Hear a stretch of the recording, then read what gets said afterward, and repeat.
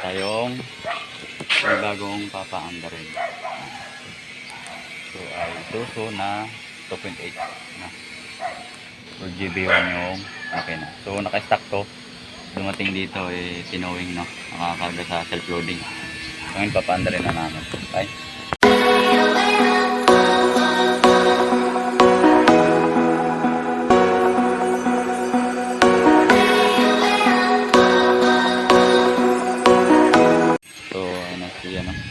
Sumuot na sa ilalim at pinapatanggal ko yung yung battery, lobat kasi.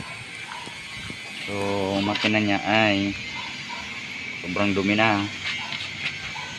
So ito, para malaman natin kung anong problema ng makina na to, no?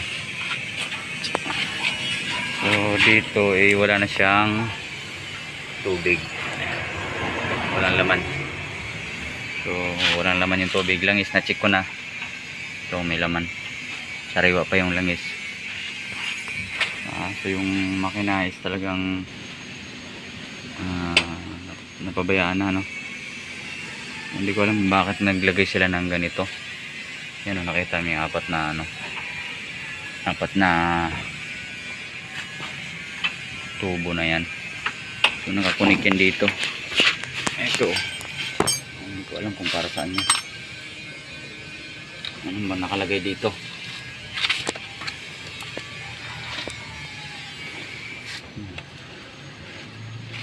Power up fuel combustor. Ayan ko kung effective ba yan, paano yan gagana. Wala akong alam dyan.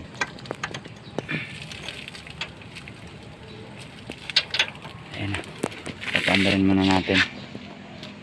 So yung ulo niya yan na, talagang kailangan i-recon, no? Tambak na kami, tambak na sa gagawin. Ayan, meron kami isang L300. Ayan. So ito i-change body namin, tinanggalan namin yung dating body nito na reef band. Dinala ko ng Bulacan sa isang garahe namin, no, iniwan namin doon. Meron pa kami dito ito, nagpalitan na ng kaha to. Yan. So punong-puno tayo sa dulo. Yung isang body nakababa. Yun, pinabayan pa ng paggawa dito ng kwarto. Ayan, sa loob. Kaya masikip, renovate. Ayan, balik tayo doon.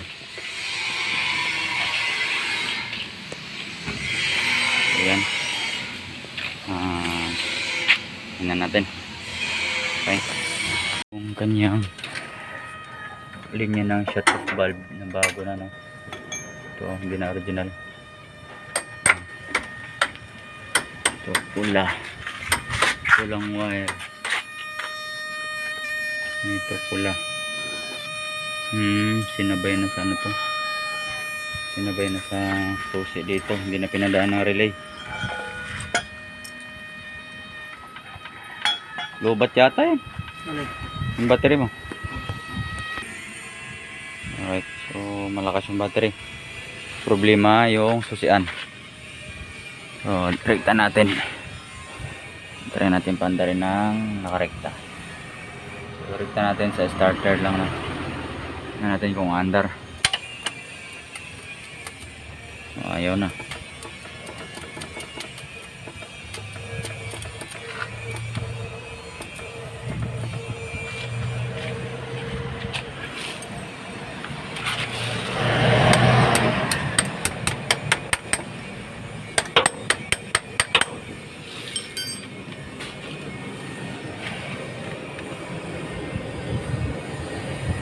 Natin.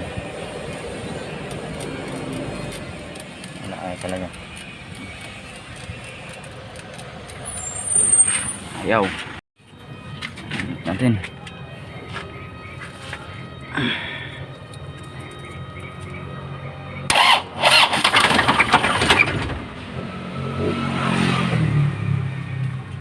Lay.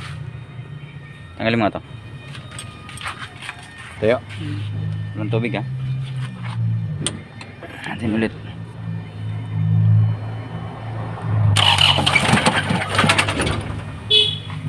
Parang butas. Baklaseng tunog eh.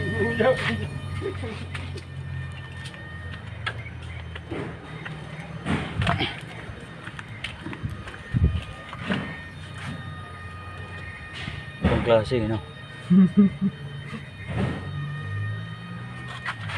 Sige nga, alam mo na yung ano, yung wire.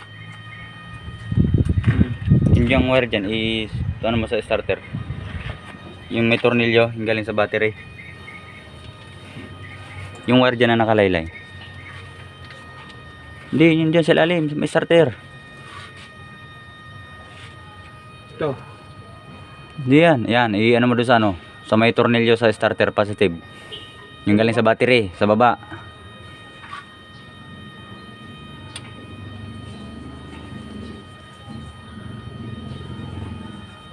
Sundan mo yung wire na malaki, yung galing ng battery. Ito. Oh, may tornilyo yan sa dulo, pagdating sa dulo dyan sa starter, dyan mo idikit yan. Isundot mo.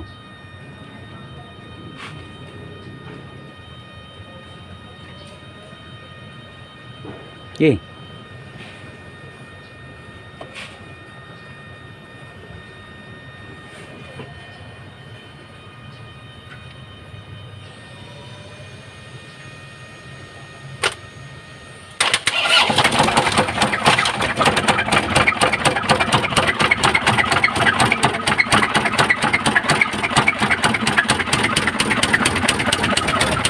Tapan mo, tapan mo.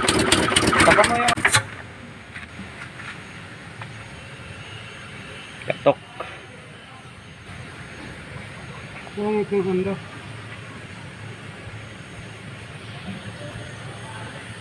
Katok yan. Kaganyan. Kapag ganyan. Yan na.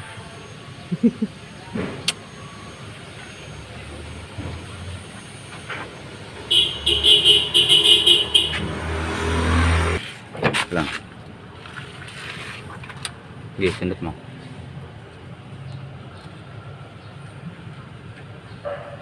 Sa taas, saan ka ba?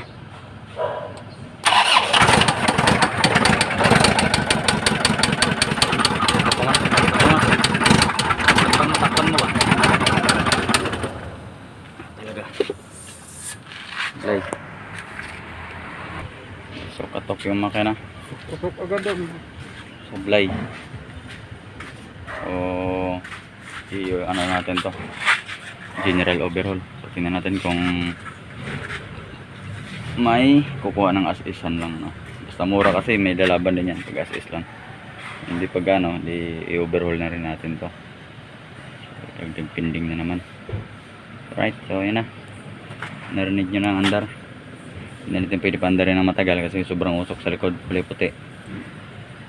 So yung tunog na yun is hindi lang injector, no, talagang pumatok na. Yan lang.